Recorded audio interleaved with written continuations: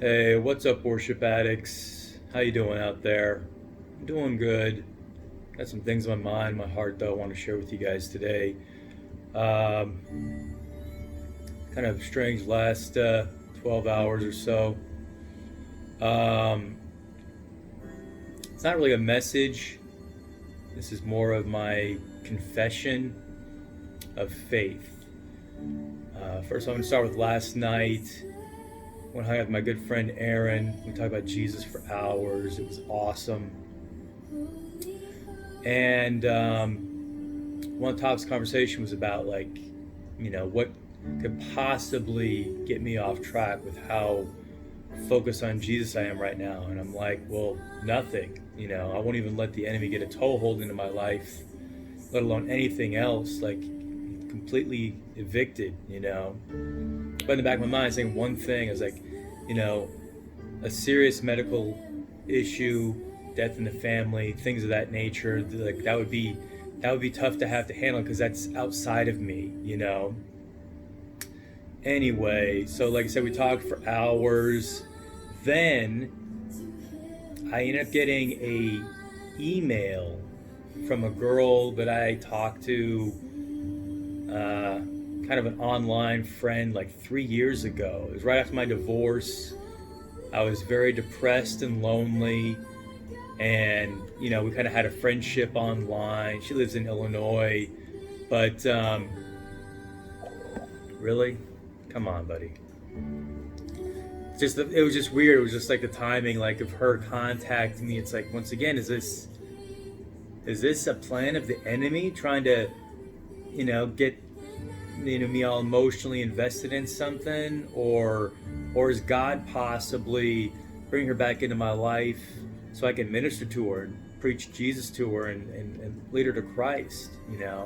So I talked to her a little bit after I got home, and she's actually doing a lot better. She was doing drugs and like a lot of other bad things back then, but now she's cleaned up, she's sober, and she's actually a teacher's aide, which really was cool. I really never thought she'd get out of her situation. I think she was working at the dollar store when I met her online. But anyway, I talked to her a little bit, and I went to bed, and I had this crazy dream. It was about Pastor Cal. It was about the Cater's old house. It was about security people. I did post a video on my Facebook page earlier detailing the dream, and I'm asking for interpretation for anyone out that has the gift of dream interpretation. But it was just a crazy dream. It was intense. It was like an action movie type dream. And I woke up about 7 o'clock, and I was like disturbed by the dream. Like, my spirit was disturbed because it felt like it was a spiritual dream. It had a spiritual connotation. It was important. So that's why I recorded the video. So anyway, I recorded the video, went back to bed, woke up to a phone call from my mom at 8:30 that my dad was taken to the hospital, and she wanted to come over, and we couldn't go there because of the COVID situation, but just to come over there and comfort her, encourage her and whatnot, pray. And so I did. But as I was thinking about it, I was like, you know what? If I didn't have the dream last night and wake up at 7 o'clock this morning to post the video, my phone wouldn't have been on because I had my alarm set for 9:30 to get up for church. So it was like, even that one situation was like God used that situation for me to be ready to answer my mom's call when I normally wouldn't be, because I don't keep my phone on. I turn it off when I go to bed so I don't get interrupted while I'm sleeping. So it's just another weird thing. But so I went over to my parents' house and talked to my mom, and she actually got she finally got a chance to talk to my dad. He was doing better. He still needs prayer. They don't know what's wrong. They're keeping him overnight for observation. But he said his head hurts really bad, and he's got a lot of medical problems and whatnot. So it could be anything really at this point. But I'm still praying for a miracle healing of his entire body. That's the faith that I have based on what God's done in my life. So after that, I was driving back home. My parents live about an hour away in Sun City West, and all these thoughts were just flooding my mind about just everything going on in life right now. And I felt the need to share them, just to kind of pour my heart out. And that's what I'm doing. That's why I call this my confession of faith. I'm going to start with, the last 2 months have been the best 2 months of my life. No lie, no exaggeration. Well, not the whole last 2 months. Since March 8th, that's the day that God healed my mind of depression, anxiety, suicidal thoughts, and gave me the mind of Christ. In fact, I almost feel like I died on March 8th, and it is just Jesus and the Holy Spirit living inside of me now, carrying me through my days, because I cannot explain my life anymore to anybody. It doesn't make any sense.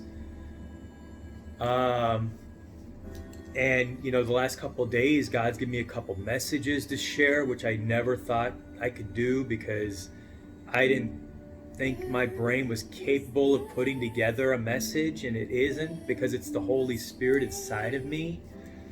But just the fact that God would even choose to use me to deliver a message was just mind-blowing. And then I was discouraged because I didn't get hardly any feedback from anybody about either message, and I really felt like proud of Jesus. Like I wanted Jesus to get the glory for these messages that he was giving me. And I felt like I got almost no feedback. I get more feedback from my normal messages, the short one verse messages I've been doing. So once again, I was just really confused and conflicted, and I had to give it to God. I was like, you know what? I do these messages for the audience of one, which is Jesus. And when I was talking to my friend last night, we talked about this as well, and just came to the realization that, these messages may not be for mass public consumption yet, but I am in training. God is training me right now for future ministry. I am 100% convinced of it. I don't know what it is yet, because so far this is all I have, but I'm so thankful to have this, that I'm going to use this to the fullest extent of my capabilities until God provides me with something else. But honestly, in my video I mentioned yesterday, unlike the rich young ruler, I would drop everything for Jesus. I would be homeless for Jesus. As long as I could live for Jesus and minister to people, that's all I care about anymore in life. That's all I want to care about for the rest of my life. I start a new job tomorrow, and that's great and all, but I'm thinking of all the time it's going to take away from my time with Jesus and ministry. So it's a weird space that I'm in right now. And also, I want to mention this. Thank you to anyone out there that's been praying for my dad since I posted this on Facebook. I've been getting a lot of response on the prayers, but hardly any on the feedback. But I've surrendered that to God.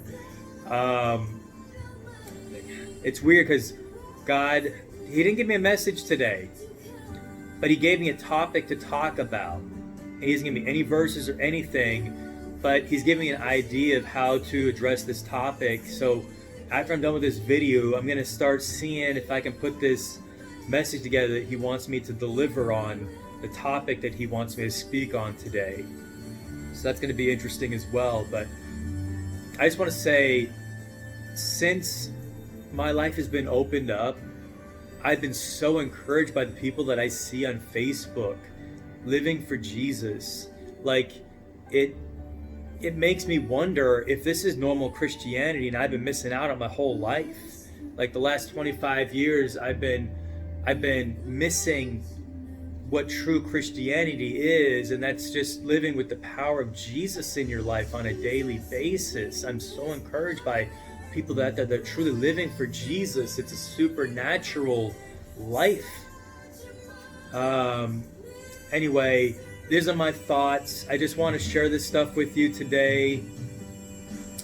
I'm going to be praying about making a video about this topic that God wanted me to speak on. If it isn't today, it might be tomorrow, but I'm not going to rush it. I'm going to let it come out naturally.